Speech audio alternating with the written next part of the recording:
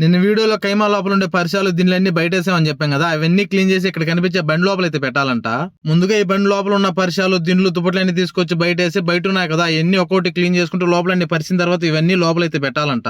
ఇక బయట ఉండే సామాన్లు ఒక్కొక్కటి క్లీన్ చేసుకుంటూ లోపలన్నీ పేర్చేటప్పటికి మాకు దోలైతే తెరిపింది. అలానే నైట్ అయింది, వాన కూడా స్టార్ట్ అయింది. అంతలేక మా సార్ వచ్చి కైమా చుట్టూ కట్టిన పరిసరాలు అలానే కైమా రౌండ్ గా చుట్టూ 1 నైట్ బండ్లు అయితే పెట్టమని చెప్పి అన్నాడు. నలుగురు వ్యక్తులు అతి కష్టం మీద కైమాలను ఎత్తి 1 నైట్ లో వేసేటప్పటికి తలపానం తోకొచ్చింది. మా సార్ చూడండి కాస్త కూడా జాలి లేకుండా అతి కష్టం మీద కైమాలన్నీ 1 నైట్ లో పెట్టుంటే 1 నైట్ లో ఉండే కైమాలు మొత్తం మీకు ఫస్ట్ లో ఒక బండి చూపించాను కదా, ఆ బండి పైకి అయితే ఎత్తి పెట్టాలంట.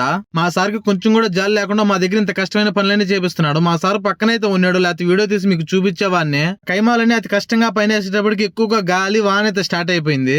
మనుషుల్ని కావాలనే కష్టపెడితే ఆ దేవుడు అనేవాడు చూస్తూనే ఉంటాడు. ఇప్పుడు మా సార్ పరిస్థితి చూడండి ఏమైందో. నేను ఎడారిలోకి వచ్చేటప్పుడు కంపెనీకి సంబంధించిన ఒక వ్యక్తిని అయితే ఎక్కించుకొచ్చాను కదా, అతని దగ్గర మా సార్ బీగాలు ఇచ్చి బండి అయితే స్టార్ట్ చేయమని చెప్పన్నాడు. అతను బండి స్టార్ట్ చేసి దిగేటప్పుడు చేతి దగ్గర లాక్ బటన్ ఉండడంతో చూసుకోకుండా లాక్ బటన్ నొక్కేసి దిగేశాడు.